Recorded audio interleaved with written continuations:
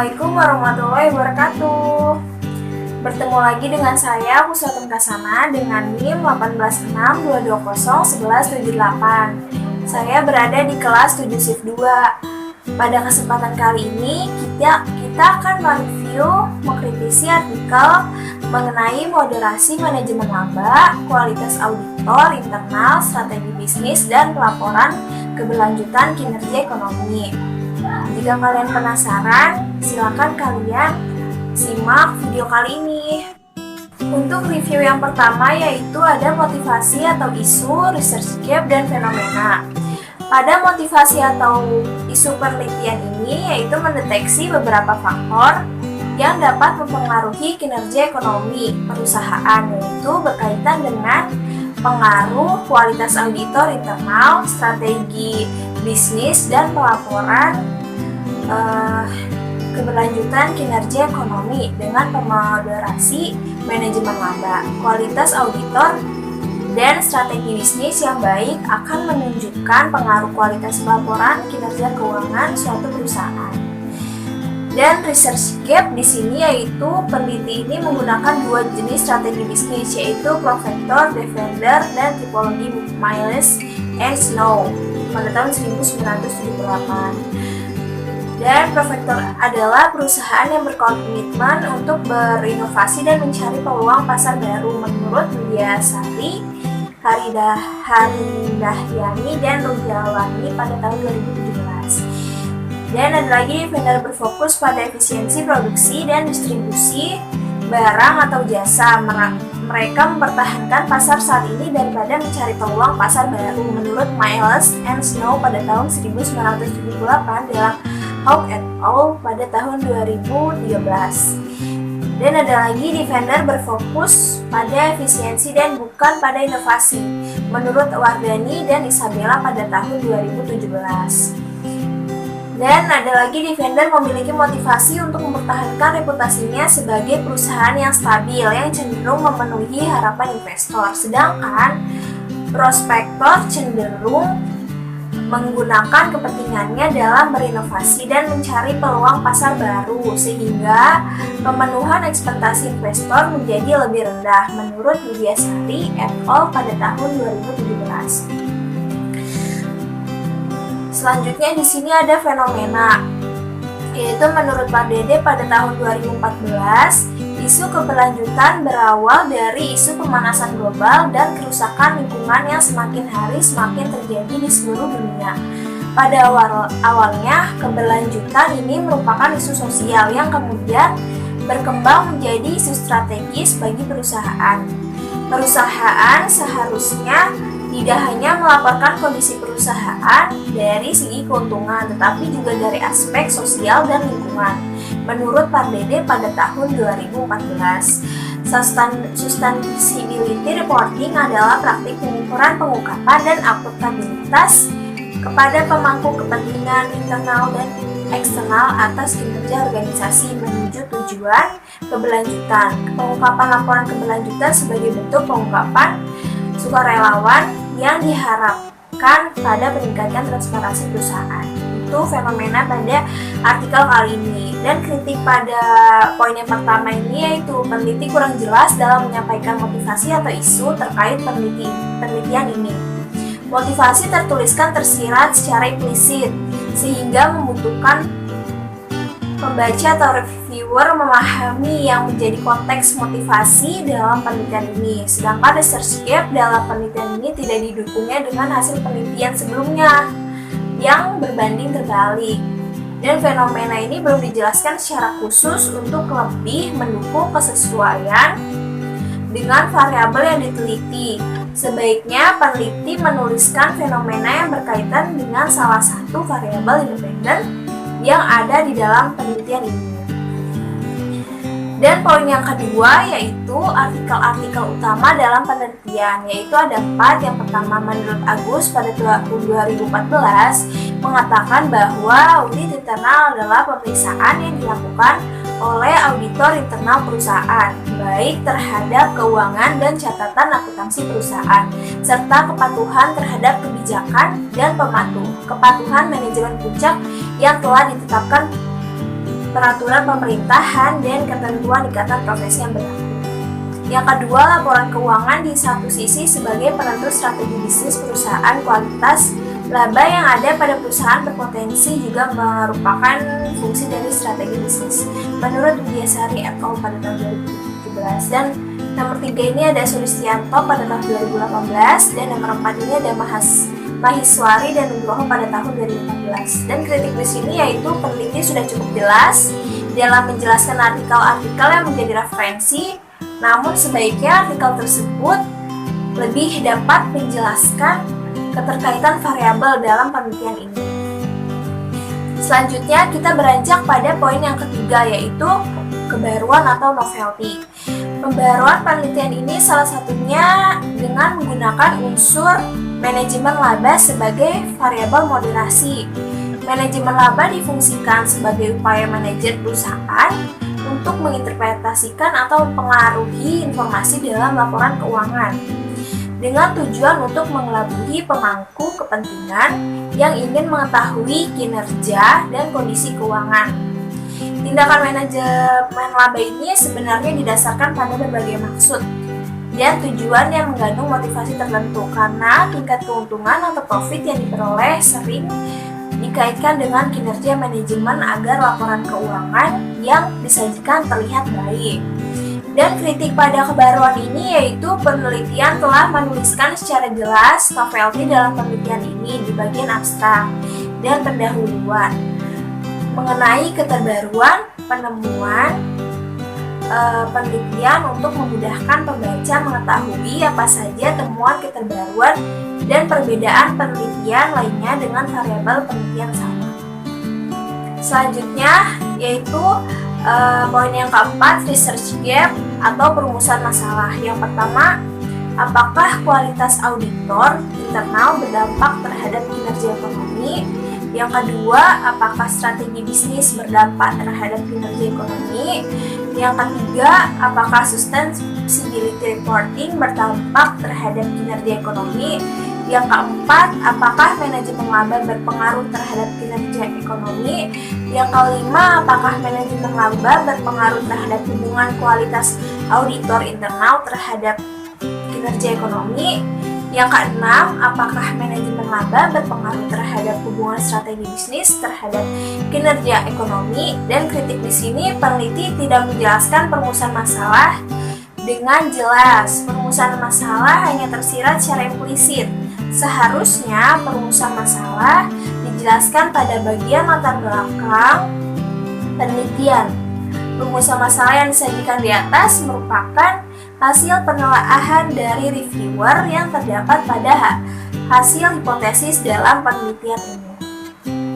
Selanjutnya untuk poin yang kelima yaitu tujuan penelitian, yaitu ada 6. Yang pertama, untuk mengetahui kualitas auditor internal berdampak terhadap kinerja ekonomi. Yang kedua, untuk mengetahui strategi bisnis berdampak terhadap kinerja ekonomi. Yang ketiga, untuk mengetahui sustainability reporting berdampak terhadap kinerja ekonomi. Yang keempat, untuk mengetahui manajemen laba berpengaruh terhadap kinerja ekonomi. Yang kelima, untuk mengetahui manajemen laba berpengaruh terhadap hubungan kualitas auditor internal terhadap kinerja ekonomi. Dan yang keenam, untuk mengetahui manajemen laba berpengaruh terhadap hubungan strategi bisnis terhadap kinerja ekonomi. Dan kritik di sini yaitu peneliti mengkonsep tujuan penelitian dalam bentuk hipotesis penelitian. Seharusnya antara tujuan penelitian dan hipotesis dibuat dalam bagian yang terpisah. Tujuan penelitian di atas merupakan hasil modifikasi reviewer yang diambil dari hipotesis penelitian. Selanjutnya kita berada pada poin yang ke-6 yaitu kontribusi penelitian. Yaitu dalam studi ini menjelaskan hubungan antara manajemen laba, kualitas auditor internal, strategi bisnis, dan pelaporan keberlanjutan terhadap kinerja ekonomi. Dan yang kedua, memberikan pemahaman terhadap peran manajemen laba, kualitas auditor internal, strategi bisnis, pelaporan keberlanjutan, dan kinerja ekonomi. Dan kritik pada kontribusi penelitian ini yaitu peneliti hanya menjelaskan kontribusi penelitian secara implisit. Seharusnya penulis bisa menjelaskan lebih detail mengenai kontribusi dalam penelitian tersebut. Selanjutnya, kita berada pada Poin yang ketujuh yaitu grand teori yang digunakan dalam penelitian. Yaitu yang digunakan ada dua, yaitu yang pertama stewardship theory. Stewardship ini menyatakan bahwa tidak ada hubungan antara masalah umum yang terjadi dengan motivasi manajemen, mengingat tidak adanya masalah motivasi internal di kalangan eksekutif. Pertanyaannya adalah seberapa jauh eksekutif dapat mencapai kinerja perusahaan yang baik yang mereka cita-citakan. Dengan demikian, teori stewardship terjadi karena adanya perbedaan kinerja yang timbul dari situasi terjadi karena adanya perbedaan dari situasi struktural di mana manajemen eksekutif memfasilitasi tindakan yang efektif menurut Donaldson dan Davis pada tahun 1991. Masalah yang terjadi adalah apakah struktur organisasi membantu eksekutif untuk merumuskan dan mengimplementasikan rencana kinerja perusahaan yang baik. Menurut Donaldson pada tahun 1985. Selanjutnya, ada positive accounting theory, yaitu pertama dikenalkan oleh Watts and Zimmerman pada tahun 1989 yang menjelaskan bahwa faktor ekonomi tertentu dapat dikaitkan dengan perilaku manajer atau membuat laporan keuangan. Ada 3 hipotesis spesifik yang paling sering diuji adalah hipotesis rencana bonus, hipotesis utang atau ekuitas, dan hipotesis biaya politikal. Dan kritik pada poin yang ketujuh ini adalah peneliti hanya menjelaskan satu teori yang secara eksplisit, yaitu teori stewardship. Sedangkan teori akuntansi positif dijelaskan secara implisit. Seharusnya pemaparan dijelaskan lebih eksplisit serta dapat ditarik keterkaitannya dengan judul penelitian.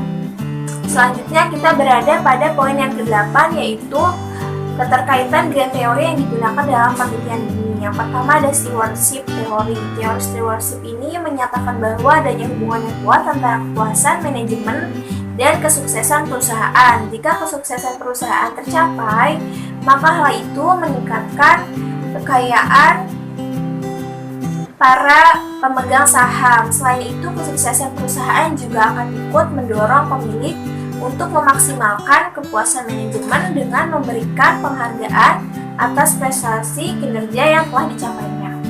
Dan yang kedua ada positive accounting theory, yaitu keterkaitannya adalah hubungan teori akuntansi positif dengan kinerja ekonomi terletak pada sikap manajemen yang berupaya menggunakan kapabilitas pengetahuan akuntansi untuk menyongsong kinerja ekonomi yang akan terjadi di masa yang akan datang berdasarkan 3 hipotesis dalam teori akuntansi positif. Dan kritik pada poin yang ke-8 ini yaitu peneliti tidak menjelaskan keterkaitan grand teori yang digunakan dengan judul penelitian secara eksplisit. Grand teori hanya tergambarkan secara implisit dalam penelitian ini. Penjelasan di atas merupakan hasil dari penelaahan oleh reviewer. Selanjutnya kita berada pada poin yang ke-9, yaitu kerangka konseptual. Bisa kita lihat gambarnya di sini. Dan kritik di sini yaitu penulis sudah memberikan gambaran yang jelas di dalam kerangka konseptual tersebut. Penulis menjelaskan yang mana variabel independen, variabel dependen, dan variabel moderasi secara implisit dengan tanda yang bisa dipahami oleh pembaca. Variabel independen diberi tanda X, variabel dependen diberi tanda Y, dan seharusnya untuk variabel moderatif diberi tanda Z. Selanjutnya kita berada pada poin yang ke-10, yaitu hipotesis penelitian. Dan hipotesis penelitian ini yang pertama, kualitas auditor internal berdampak positif terhadap kinerja ekonomi. Yang kedua, strategi bisnis berdampak positif terhadap kinerja ekonomi. Yang ketiga, sustainability reporting berpengaruh positif terhadap kinerja ekonomi. Yang keempat, manajemen laba berpengaruh negatif terhadap kinerja ekonomi.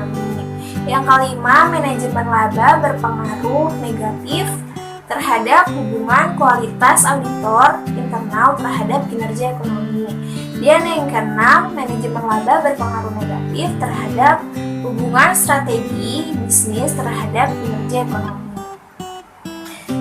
Pada poin yang ke-11 ini yaitu metode penelitian yang digunakan. Ada 8 poin yang kita bahas di metode penelitian ini yaitu yang pertama, rancangan penelitian, yaitu analisis regresi data panel. Kritik pada poin yang pertama ini, peneliti sudah menampilkan rancangan penelitian secara jelas.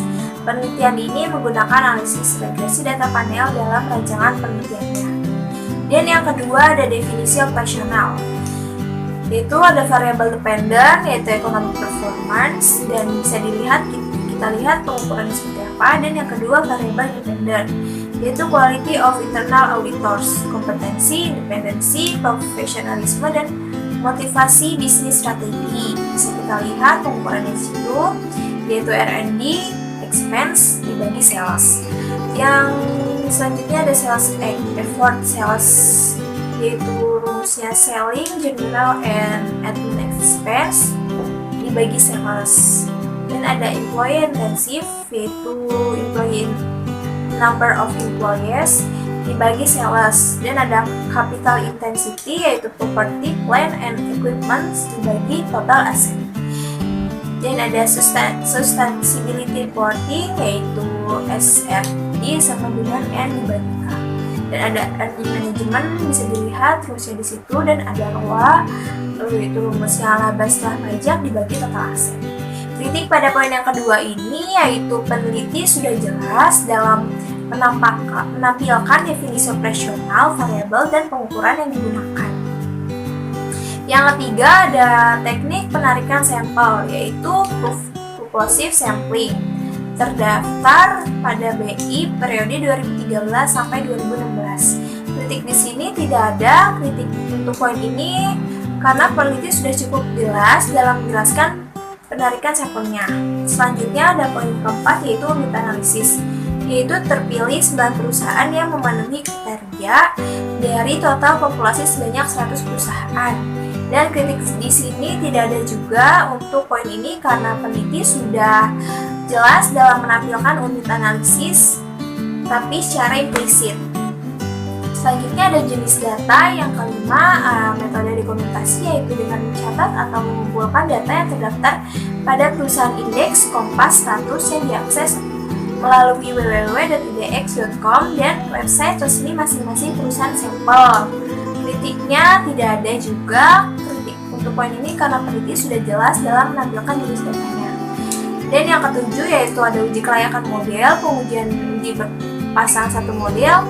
Kritik di sini tidak ada kritik untuk poin ini karena peneliti sudah cukup jelas dalam menampilkan uji kelayakan model mulai dari analisis regresi, analisis statistik deskriptif, estimasi regresi data panel, pemilihan model regresi, uji kelayakan model, uji regresi dan determinasi, uji hipotesis, dan analisis uji berpasangan satu model. Dan yang ke-8 ini ada metode analisis data. Bisa dilihat ada 4 tabel di sini, yaitu pada tabel uji kelayakan model, koefisien determinasi, dan uji T, dan uji tes sebelum menggunakan variabel moderasi, dan uji tes setelah menggunakan variabel moderasi. Kritik di sini peneliti sudah menampilkan analisis data yang bisa dilihat dalam bentuk tabel dengan penjelasan yang spesifik dan sangat jelas. Selanjutnya kita berada pada poin yang ke-12, yaitu persamaan regresi yang digunakan untuk pengujian hipotesis penelitian. Bisa kita lihat yaitu rumusnya di sini.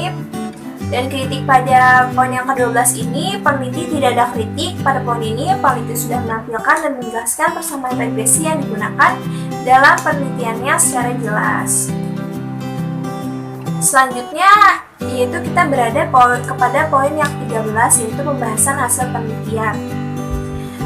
Pada pembahasan yang pertama, analisis statistik deskriptif tidak digambarkan dengan jelas oleh peneliti dalam penelitian ini. Yang kedua, hasil uji kelayakan model. Peneliti telah memaparkan dengan jelas terkait uji kelayakan model yang tepat digunakan dalam penelitian ini, yaitu random effect model dalam regresi data panel. Yang bisa kita lihat tadi ada gambarannya di metode analisis data. Selanjutnya untuk uji hipotesis, setiap pengujian hipotesis telah dipaparkan dalam bentuk gambar hasil pengujian beserta itu didukung dengan pemaparan hasil dalam bentuk deskripsi yang menjelaskan hasil dari setiap pengujian hipotesis dalam penelitian ini. Dan kritik pada poin yang ke-13 ini yaitu penulis sudah lengkap dalam memberikan penjelasan terkait hasil uji kelayakan model dan uji hipotesis, namun tidak menggambarkan dengan jelas hasil analisis statistik deskriptifnya. Selanjutnya kita berada kepada poin yang ke-14 yaitu kesimpulan, keterbatasan, dan implikasi. Kesimpulan di sini kita mempunyai kritik yaitu sudah cukup jelas, peneliti telah menjelaskan sesuai dengan rumusan masalah dan memberikan pemaparan yang lengkap dan jelas untuk setiap pengujian hipotesis dalam penelitian ini.